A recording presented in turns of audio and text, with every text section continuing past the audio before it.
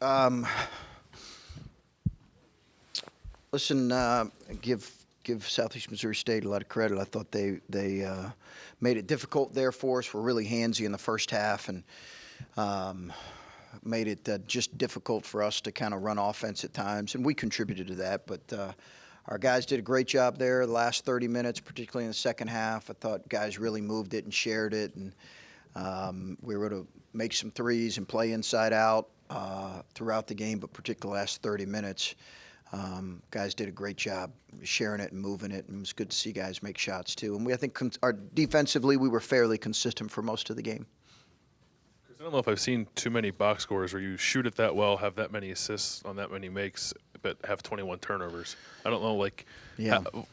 I assume you look at the turnovers a little more? Yeah, absolutely. Yeah, I thought we didn't play with enough force or strength. Some of them it was really a variety. It was passing turnovers, it was catching turnovers, it was feeding the post turnovers, it was catching it with one hand. We had a couple times where we didn't run the right play and ran into bodies when we had, three freshmen out there at one time. So just stuff we need to work through and get better at, honestly.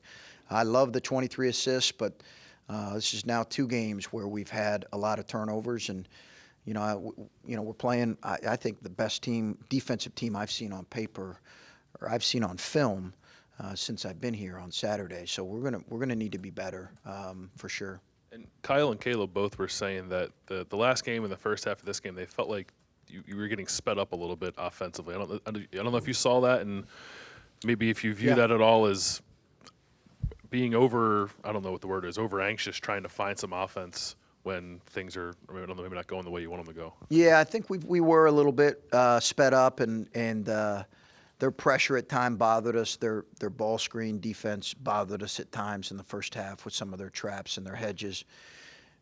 We changed a little bit how we were attacking it in the second half, and I think that opened up some things with slipping and short rolling. But some of it is our guys. We've got guys that have great feel.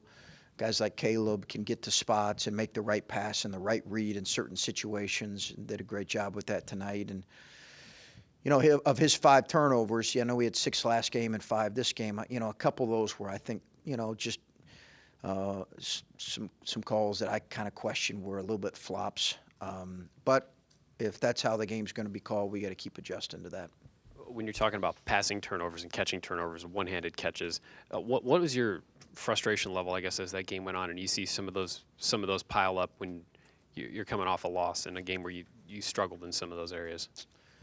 Yeah, I think we need practice time, honestly, and we need to continue to get film work. And I certainly was frustrated with the turnovers, but I think you also got to be careful to not communicate that to such a high level to your group. And if guys aren't doing what they need to do, they need to come sit by me, and we need to have a conversation, and then they need to adjust as they go back in the game. But I think that's the step for us. And again, we had some different guys play tonight, and that was good for us. But probably a byproduct was a little bit of some of the rough play. And both Kyle and Caleb said that they felt like as the game went on, you guys started playing Ohio State basketball, unlike at Minnesota in some of the first half. Is some of that, in hindsight, do you attribute some of that to the layoff, just losing a little bit of an edge? I don't know if it's that may be. I don't know if I'd call it edge as much, Adam. Maybe it is, but I also think that our conditioning and fitness is something I'm monitoring, because we have been tired in a couple spells in these games that I've noticed, more tired than I remember. And I think probably it was good for us to play another game right now. Now we have to give them a day off tomorrow, but we need to get good work in Thursday, Friday. You said you liked the defensive effort. What did you like on that end, and how important is that when you're struggling offensively and turning it over a lot and giving them a lot of live balls? I thought we had pretty consistent effort for the most part. We had a couple situations where we lost track of guys who got beat to the outside. We had a couple times where they ripped baseline in the post on us, but that gives us an opportunity to talk to our guys. I subbed a couple guys out and had that conversation. But I think overall, our effort on that end was fairly consistent. By the end of the game, What were your general thoughts on the offense? Because you say in the first 10 minutes it wasn't pretty, and I think 13 of the turnovers were in the first half. But right now it doesn't seem like you're, I don't know, overly angry with what transpired on offense.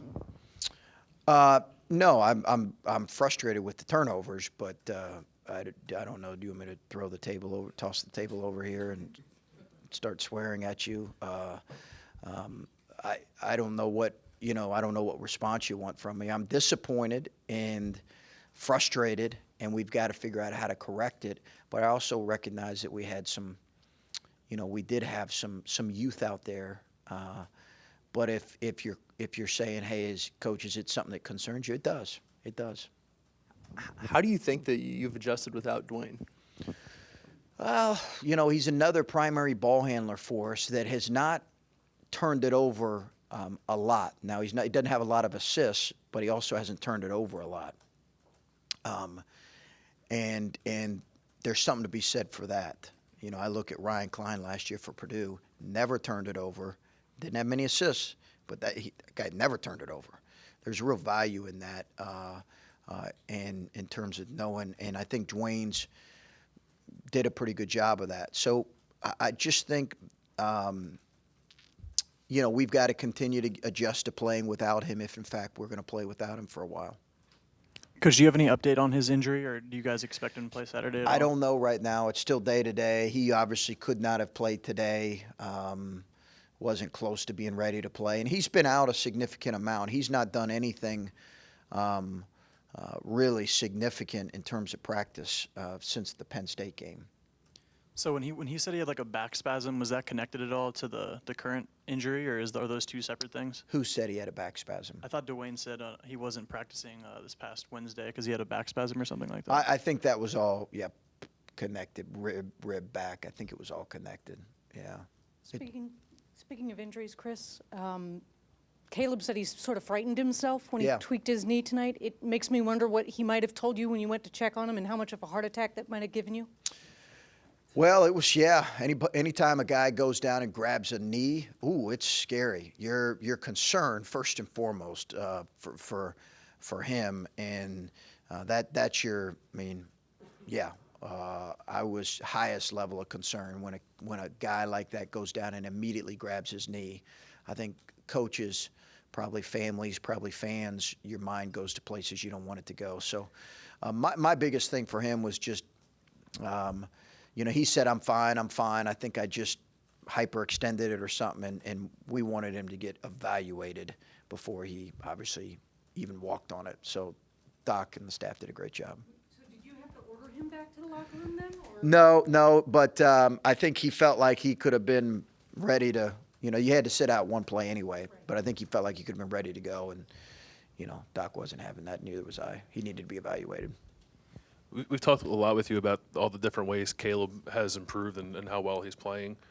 It seems like he's also handling those moments where he's just getting position and guys fall to the floor and he gets a bad whistle. Yeah. It seems like he's handling those better too. And I know he handled it pretty well last year, I think, for the most part.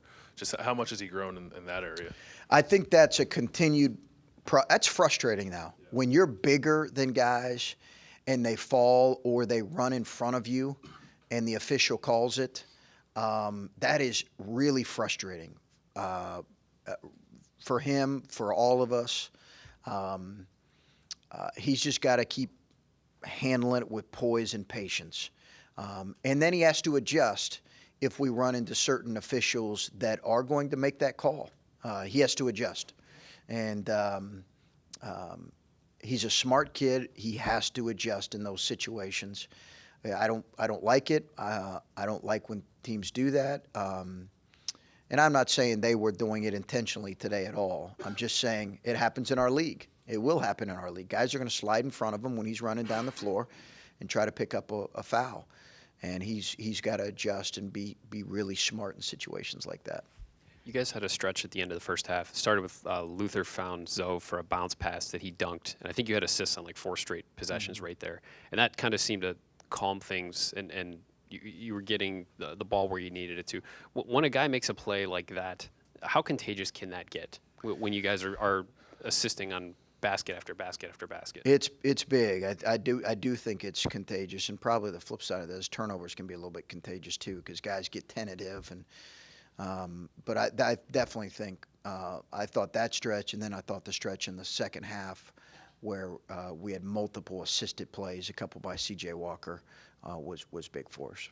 And do you think at all, were guys antsy a little bit to get out there? I mean, after taking their first loss, I'm sure there was probably some I don't know, not concern, but just wonder how guys would respond to that. Do you think that attributed? I think you always wonder with your group, what's the confidence level going to be after a loss, and in a loss, honestly, where it was, it was out of hand really for a large part of the game. I think you're always, as a coach, kind of trying to figure the psyche out of your group. And,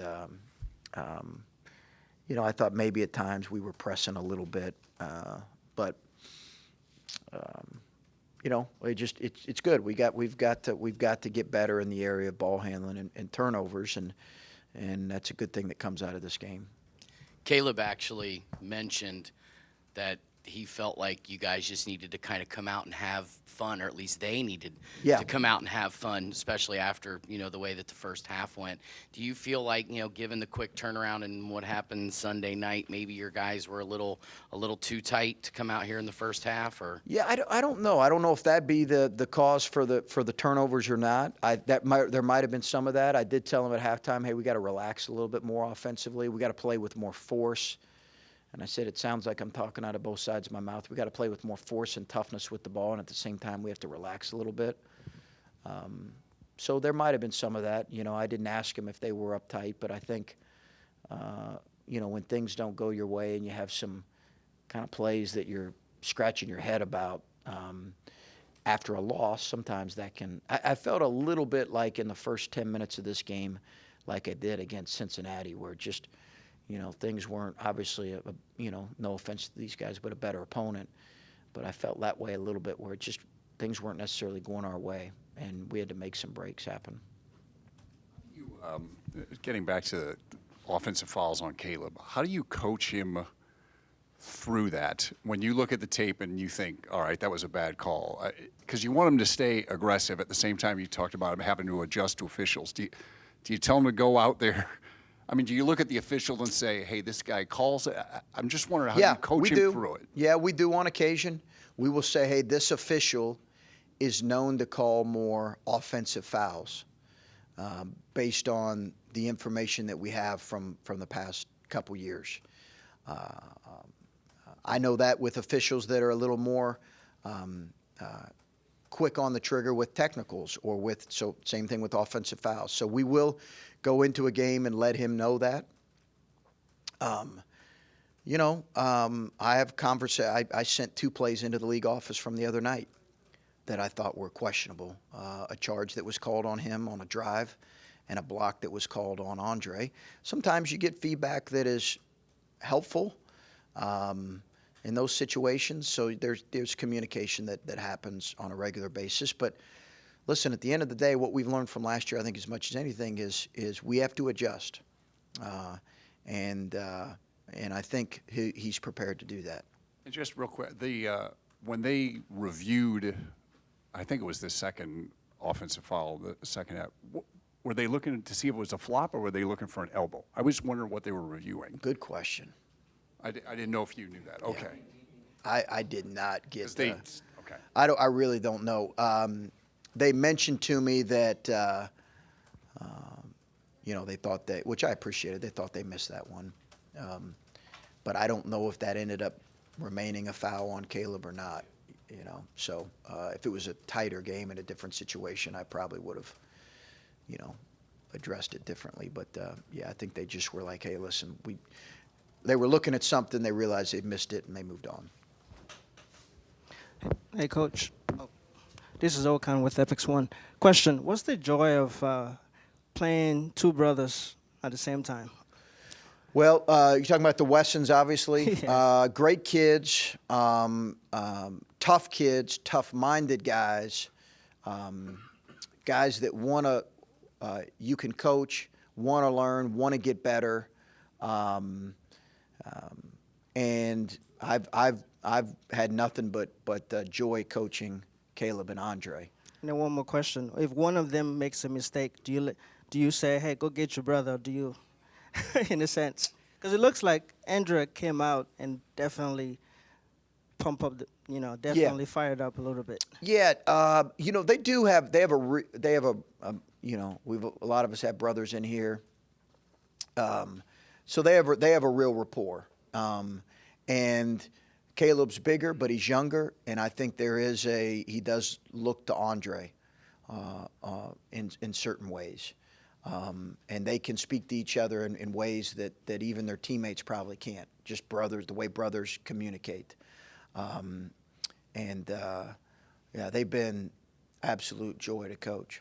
Thank you.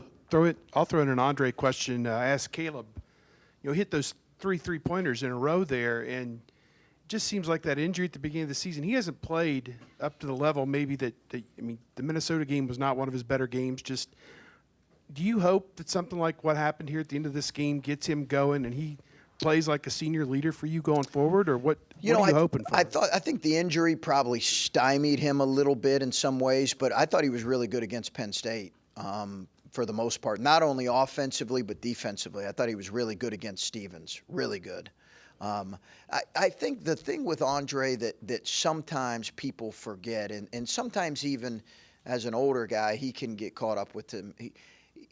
His gift is when he's connecting people defensively, and he struggled defensively the other night some, but we all did. But his gift is the ability to kind of impact the game in a variety of ways. You look at his assist turnover numbers right now, they're pretty good on the season. His shooting percentage continues to take a jump forward.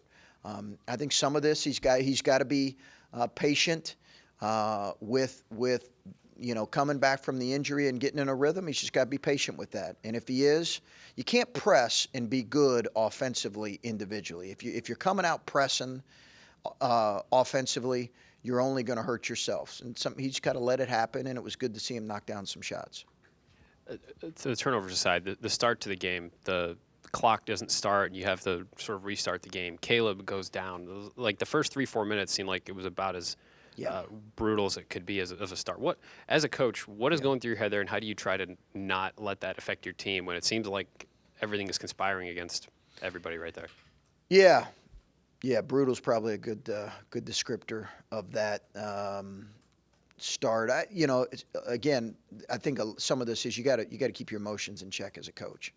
I think while you can be really frustrated and angry, and there's certain things that we addressed on the bench and we challenged guys with when we took them out in a pretty direct way. But, your team can't play frustrated effectively. And coach can't coach frustrated effectively. So, that's on all of us to handle that bumps that come up. All right, thanks, guys.